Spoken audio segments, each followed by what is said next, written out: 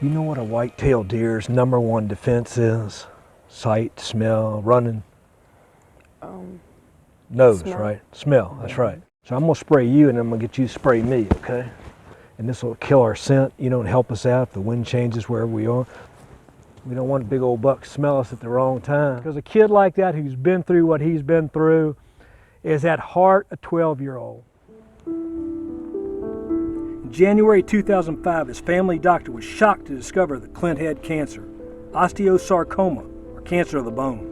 And Clint wasn't the only one who suffered through this ordeal. I had taken him in, and the doctor did x-rays, and immediately I could tell something was wrong, because the doctor, who's a good family friend, was visibly shaken. I questioned him, and he said, yeah, you know, it looks like it may be cancer. And I just, you know, how do you take something like that when your kid is 8 years old? So we spent a lot of time in the hospitals, and Clint just seemed to smile through it all. Over the next months, Clint endured grueling rounds of chemotherapy and surgery.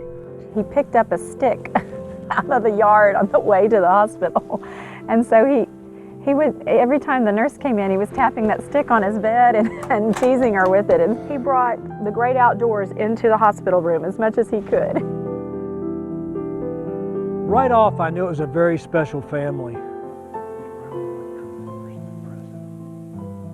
And you know, it really struck me when they said, you know, in certain ways, Clint's disease had been a strengthening factor for them as a family. And God, it takes amazing people to think that way. 6 months after his diagnosis, Clint's cancer was gone and he was ready to return to the hunting woods. Clint's been cancer-free for 3 years, but his recovery wasn't completely free. You see, Clint's disease cost him his leg. A lot of tracks, drop-ins out here. Oh, about 9 hours then, and they put an endoprosthesis in his leg. But Clint's enough of a man not to let a little thing like a prosthetic limb slow him down. Just always been a little outdoorsman, you know, and so there was just no way we were going to let this keep him, his illness keep him from it.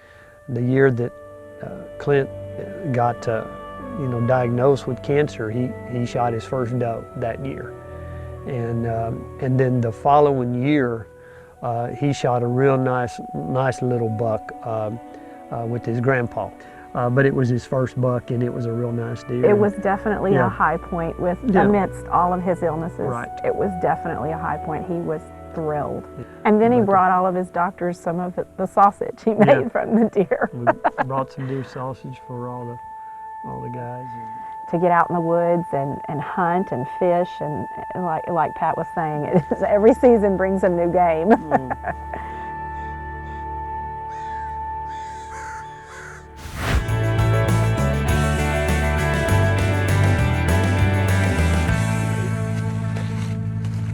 See this trail right here, Clint?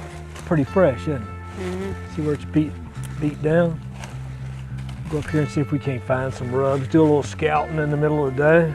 Had some fun, you know, doing the same old chatter you do as deer hunters. I mean, it's what brings us all together, you know, just being out there and exploring each other's lives and talking and enjoying all that. So Clint and I got to spend some quality time together.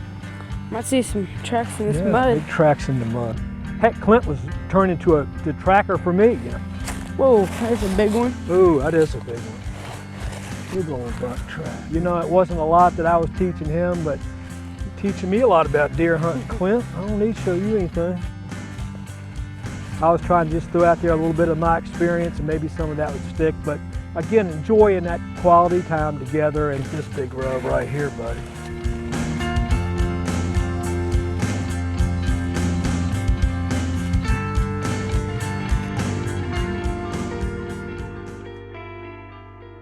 So maybe we'll see one doing that this evening. You never know. I met Clint and his family through Donald Hill, who owns Oak Creek Whitetails. It's mainly rolling hills close to the Gasconade River in central Missouri. producing big whitetail. That's our main goal here. Is we specialize in big, massive whitetail, a lot of mass on their horns, big bodied deer. 250, 300 pounds is not uncommon. And we've already got the rangefinder and the binoculars. You've been looking into that. So just dig in, share with your brothers. The minute I met the Brewer family, as you could tell, they had passion in their eyes about deer hunting, and found out that he had bone cancer and had a rough go of it since he was 8 years old. And I knew right then and there I'd found a kid that I needed to invite out to the ranch.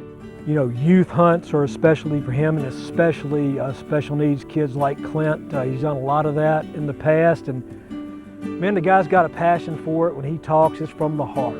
It's going to be a very special weekend. I'm looking forward to it. Keith, you're welcome. You're welcome, buddy. The hunt itself was incredible.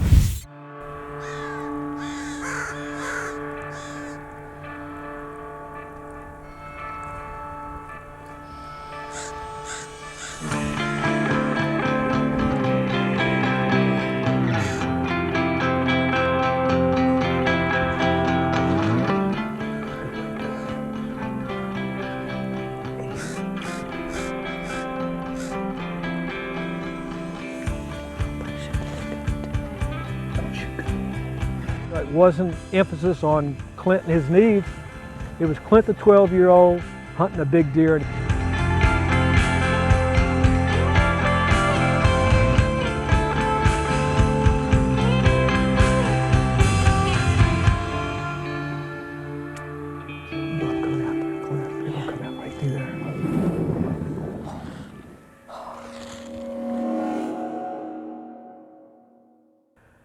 Amazing experience for a 12-year-old kid, really.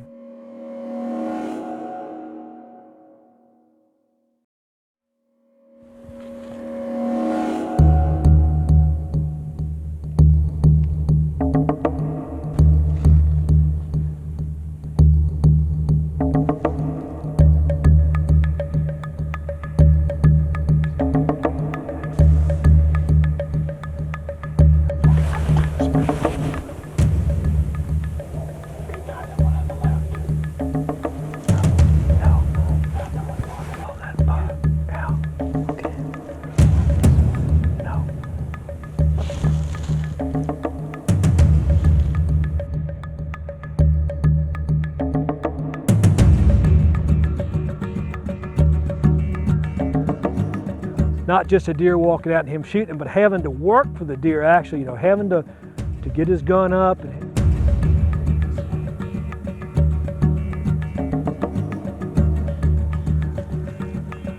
Amazing experience for a 12-year-old kid, really.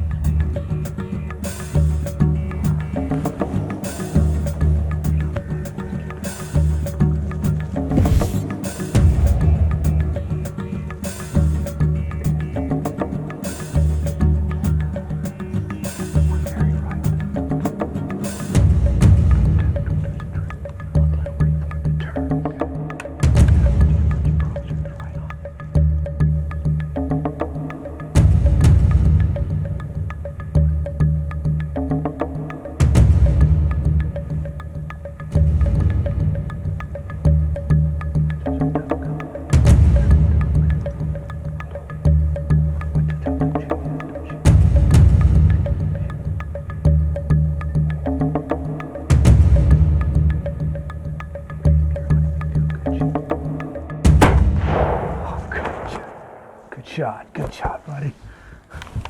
Are you kidding me? Look at that big old buck. Awesome, buddy. That's a good shot. It's a good deer. And it really made you actually forget about Clint and his trials and tribulations with the cancer, and that's the way he wanted it. Way to go. What do you think? That's awesome. Is that awesome? That's the way to take your time and wait and do it just right, all right? Good job, Clint. Way to go, buddy. You saw the doe first that came in. You saw a couple does came in. He wants to be like any other 12-year-old growing up, shooting a deer. Woo, he's down. Yes, sir. Let's go see. Having a great experience, and that's really what it turned out to be. And I think that made it really special for all of us because, it wasn't emphasis on Clint and his needs. It was Clint, the 12-year-old, hunting a big deer, and he got him, and that's pretty cool. I got him. Were you shaking? Were you nervous? I was a little nervous. You were a little nervous, shot but I'll him. tell you. Right after I shot him, I got more nervous. That's a big old buck, man. That's gonna make anybody nervous. Yes. Huh? Yes. I'm shaking right now. To me, to have a person like Clint come out to the ranch, that's what it's all about. And that's, I believe that's where the good Lord put me here. It's awesome. It's awesome.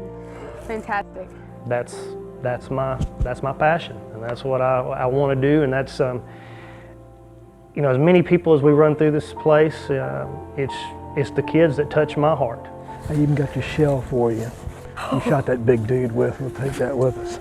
We can't thank them enough for what they're doing for him and what it's going to mean to him. It's really a dream, Yeah. a dream come true. No question about it. God, he's got a forked brow tine. You got a forked This is brow a 12 tine. pointer, What do Dad. you? Yes, he is. Look at that. He got a split G2 and a big old split Look brow how tine. big his head is. Look how big he is. You've got instincts as a hunter, I can tell you that. I've been around a lot of hunters in my life, and this kid's got it. You know, it was really funny.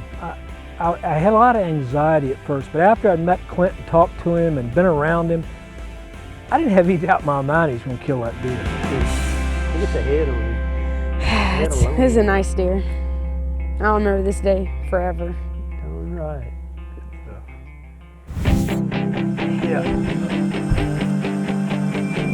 What do you think, guys? What do y'all think? Nice buck.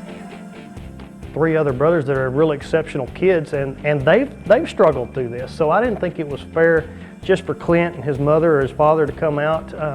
I wanted the whole family to come out and enjoy it with Clint. You're supposed to shoot one that big. How with you? That's a good one, buddy. That is beautiful.